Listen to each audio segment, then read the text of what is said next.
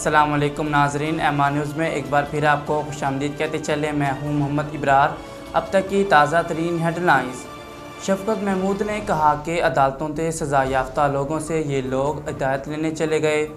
साबिक वज़ीर तालीम शफकत महमूद ने प्रेस कॉन्फ्रेंस करते हुए कहा कि 5 हफ्ते हो गए नाजायज़ हुकूमत को आए हुए, लोगों के ज़मीर ख़रीद कर ये हुकूमत बनाई गई। उन्होंने कहा कि जलसों में जिस तरह अवाम ने शिरकत की, ये इस बात का मज़हर है कि अवाम ने इन्हें कबूल नहीं किया। IMF के साथ कोई डील नहीं हो सकी, इनसे दोस्त ममालिक ने भी कोई मदद नहीं की। वफाकी वज़ीर दफ़ा ख्वाजा आसिफ मुमकिन है कि नए आर्मी चीफ की तैनाती से कबल इलेक्शन करा दिए जाएँ। हाल ही में बरतानवी नशरियाती इदारे को खुसूसी तौर पर इंटरव्यू देते हुए वज़ीर दफ़ा ख्वाजा आसिफ ने कहा कि आर्मी चीफ के तैनाती के अमल सियासी मौजू हरगिज़ नहीं बनाना चाहिए। उन्होंने बताया कि आर्मी चीफ की तैनाती का मामला था जो कि हुकूमत की तब्दीली की वजह बना।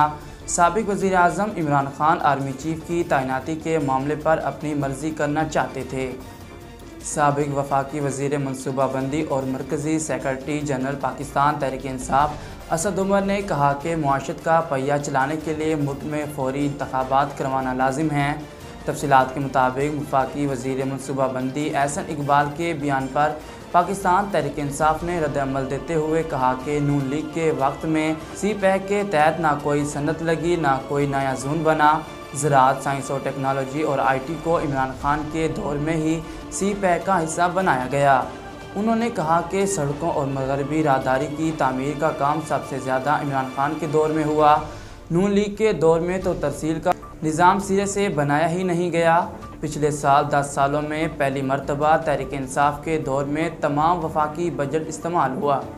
शदीद गर्मी ने मुल्क भर को अपनी लिपेट में ले रखा है। महकमा मौसमियात का कहना है कि कराची में हीट वेव की लिपेट में नहीं होगा, अलबत्ता 13 और 14 मई को गर्मी की शिद्दत ज़्यादा रहेगी, जिस दौरान दर्जा हरारत 38 से 40 डिग्री सेंटीग्रेड के दरमियान रहने का इम्कान है। नाजरीन, अब तक के लिए इतना ही। मज़ीद खबरों और तफसीलात के लिए देखते रहिए MR न्यूज़।